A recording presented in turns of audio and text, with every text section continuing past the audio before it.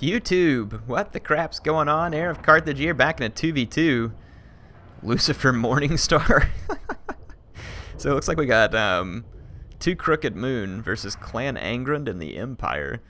So if the Dwarfs lose this is going to be a grudging for sure, because it's a bunch of filthy goblins attacking, and that is a whole heck of a lot of rock lobbers. Seems like artillery is very viable, or very popular at least, in 2v2. Look at all this forward deploy here. So we got a bunch of Night Goblin fanatics, a whole lot of them, with one 8-peak loonies, or the Warlords boys, my bad. We got a Night Goblin Shaman forward deployed out here with him. That's kind of cool too, because he has Itchy Nuisance and all this other stuff. Oh, look at this. Look at the Dwarf artillery, thinking that it's got like the perfect little hill up here and all these goblins skulking off in the distance. That's absolutely beautiful. I hope the goblins come in here and just slaughter all that. Look at this rock lobber already being destroyed basically by the Clan Angrand artillery over here, which is just the gob lobber. Well, but then there's organ guns. Oh, such expensive targets too. There's two organ guns, or see, an organ gun, a cannon, two organ guns, and a cannon. So a significant spend, and then the Empire is rocking double mortars over here. So they're going to have a lot of artillery pounding in over here too. Yeah, all the rock lobbers, I'm not sure how that plays out in the end. I don't think they're going to do all that well. The Hammer of Gork is one of them.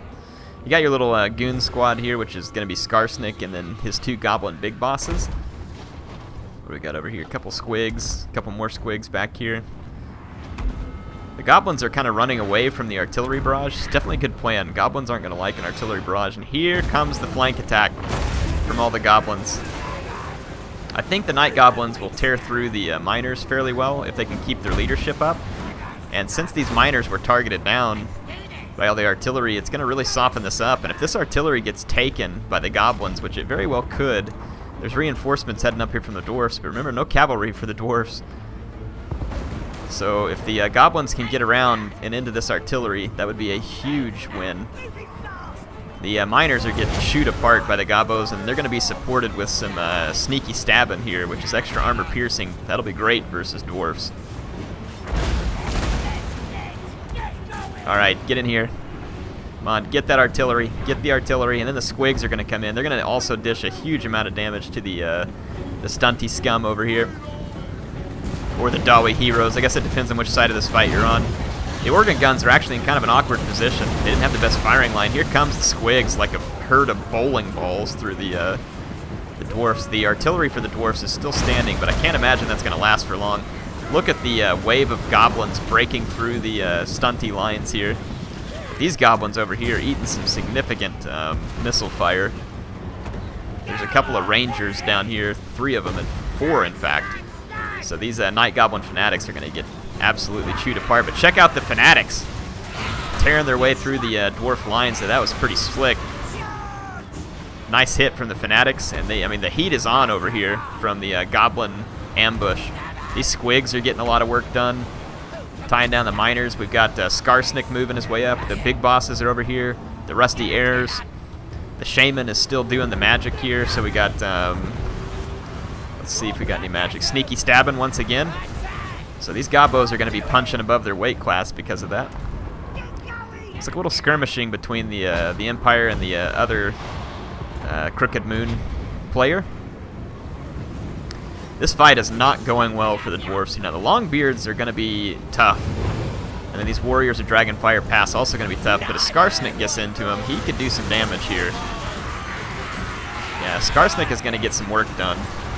He's pretty decent and up in a blob of infantry. He does have anti-large. But of course, he doesn't like getting charged a whole lot. These squigs need to get over here and put some pressure on the Rangers. That's exactly what they're going to do. So this is going to be great. But the squigs are eating a hail of fire. As soon as they get into combat, though, they'll be unbreakable. So the squigs are going to get some work done in those Rangers.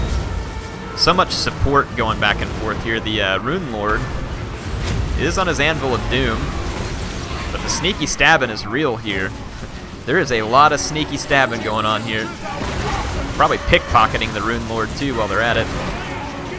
Yeah, Rune Lord's down, so the Dwarfs are in some pretty serious trouble over here. They better start asking for Valea's blessings.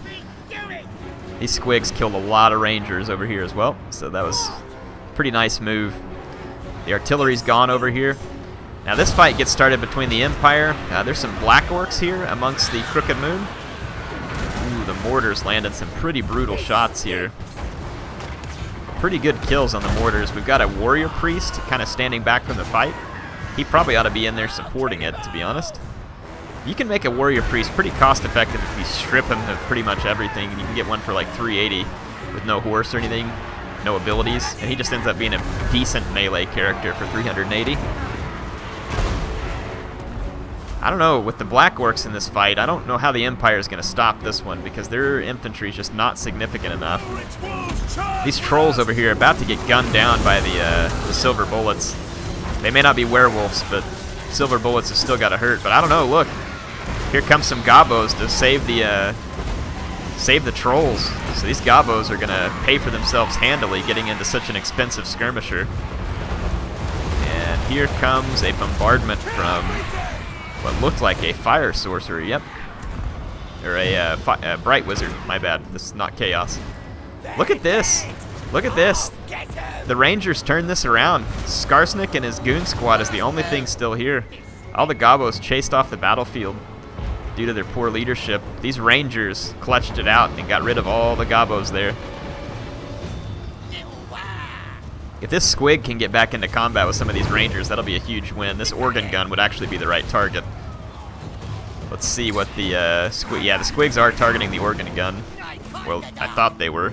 Instead, they're going to go back here and hit this Longbeard. This leadership crew here ought to try and get back here into the archers. I thought that fight was going to handily go to or to the Crooked Moon. It did not, though. Let's see, in this fight over here, we've got the Gobo Big Boss and the Trolls. The Trolls still alive, and they're going to get back here into the skirmishers and do very well. The Doom Diver Catapult putting some big hits back here. Let's see how it did, actually. So we got two Doom Divers, one with 107 kills and one with 134. So that's what softened up the Empire for this fight. So that worked out. Goblin Rocklobber and the two Doom Divers. I like Doom Divers. I'll use them pretty frequently and feel pretty solid about it. Skarsnik has a missile parry ability too that can help him parry more missiles. Let's check it out up here. See Skarsnik and Gobla. See if Gobla's able to get him some dinner here. So the dwarf artillery getting destroyed by Gobla. He's always hungry, remember that. Looks like the Empire forces are going to be routed by the Gobos. At least that's what it's looking like. Is that a meteorite in the middle of the battlefield? That's kind of cool. That's what it looks like. Some of the maps on this game have some cool features. I like it. It's too bad that they didn't take the time to make some maps that had a capture point, you know, like a meteorite or like the warp stone and stuff like that. Put it out in the middle of the map somewhere, and it's like whichever faction controls it gets bonuses from it or something. That would have been cool. Not every map necessarily has to have it, but I think it would have been cool to have it on some. That was a fun battle. I like the forward deployed goblins. Enjoyed that one. Let's see, so Poco here. Let's look at his best units. This squig did pretty well right here.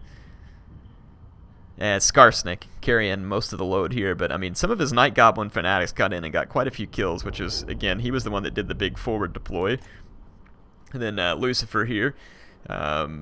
Or, hang on, which one was which? No, this was the guy with the Doom Diver. Okay, it was showing Lucifer there. Lucifer was the one who did the forward deploy. And then Poco here got a lot of kills with his Doom Divers. Those guys got some work done. And surprising number of kills with the Trolls. You don't see these guys get too much very often. Nice work by the big guns here. They got some pretty serious kills in. So that was pretty sweet. Hit Gobo, or a Night Goblin War Boss there too. Empire player, some kills on his... I don't know if he put these chevrons on these mortars to begin with or not. Silver bullets got wasted. They got, you know, creamed by that squig herd.